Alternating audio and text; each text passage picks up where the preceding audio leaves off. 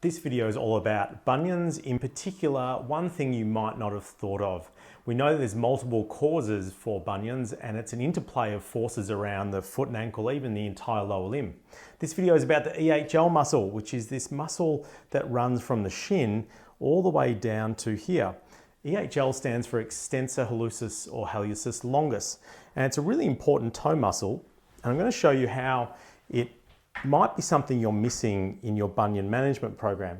So the EHL muscle just sits lateral to tibialis anterior. So here we have tibialis anterior. If I get this patient to pull up, you can see tibialis anterior here pop up, nice and developed. Okay, the next muscle across is the EHL. So if I palpate that in here, it might be a little bit tight on that patient. Yep, he's nodding. And that tendon runs down through the ankle here. And look at the angle. If you get in nice and tight there, see how it runs on an angle all the way to here. So it's got to turn a corner here. Now when that muscle contracts, if you lift your big toe up, there you see it there. And because of that angle, every single time it contracts, it pulls the toe laterally.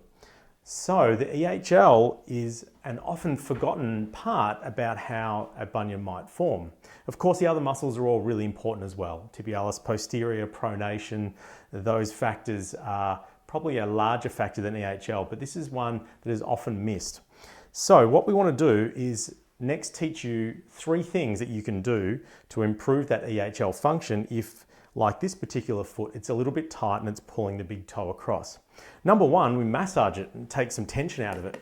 I'm going to show you how to do that. And you can do this with your hands, or I'll also show you just in a sec how you can do it with a bit of equipment. So some massage cream on the shin here, like so. Now I'll use my elbow so I can get a fair bit of pressure down through that shin area. Taking excessive tension out of that muscle is a really important first step. So we get some elasticity, it allows that to sit the toe back down again. In fact, one of you in the community wrote in and asked me to do this video because their surgeon had said that the EHL tendon was too tight and that was why the bunion surgery failed. So this one is for you, but it's also for anyone who's having a bunion issue, wanting to treat it or prevent their bunion getting worse. So I've just massaged down through there, and you can also use your thumbs if you want to. And I find most patients, they can get down into their shin pretty easily. You can use a massage gun, which are very popular now, that'll work well also. So taking some tension out of the EHL muscle through there. All right, now you want to also be able to do that yourself. And perhaps the easiest way to do that is with a large foam roller. Here's one we've got here. So I'm going to get this particular patient to kneel down onto their shins. So I'm going to put your shins onto that roller, and you have to stabilize yourself. So make sure you're careful and supported there. Good. And what you want to do here is roll backwards and forwards on the shins. And you might feel one side, the affected side, is a little tighter. Yep. Okay. If you want to put more pressure onto that right side, because the left is nowhere near as tight, so you can move across and put even more pressure on. So this is a great way of getting some extensibility into that muscle, relieving some of the tissue tension in that muscle, allowing it to have a little bit more space so it doesn't pull as hard on that big toe and deviate it every time it contracts. Fantastic. 5 minutes each day will make a big difference on that foam roller.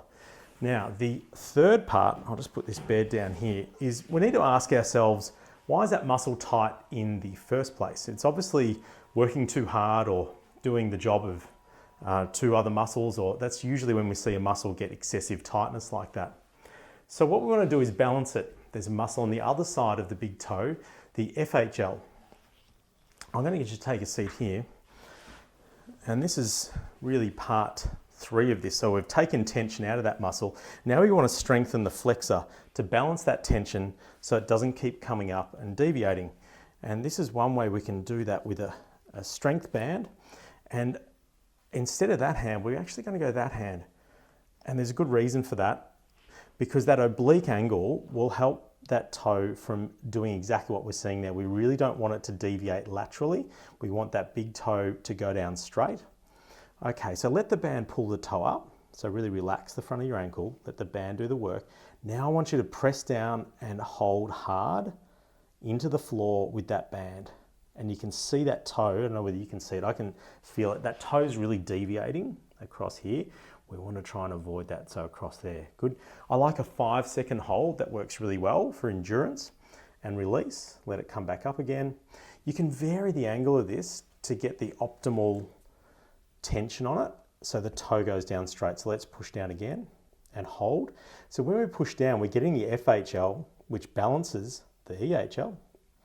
And we're also getting a little bit of the abductor muscle as well, another key muscle for a bunion to keep that toe in ideal alignment. So 15 repeats, 5-second holds is usually where I start with most of the patients. Of course, you can build that up. 2 sets, 3 sets, you can go to a harder band and really get that FHL nice and strong. So there you have it. There's 3 ways you can release the EHL, and hopefully that's perhaps one part of your bunion management program that you might have missed. If you have any comments on that, or you've found that exercise helpful, then pop your suggestions into the comments below. I'll respond to all of them, and thanks for watching this one.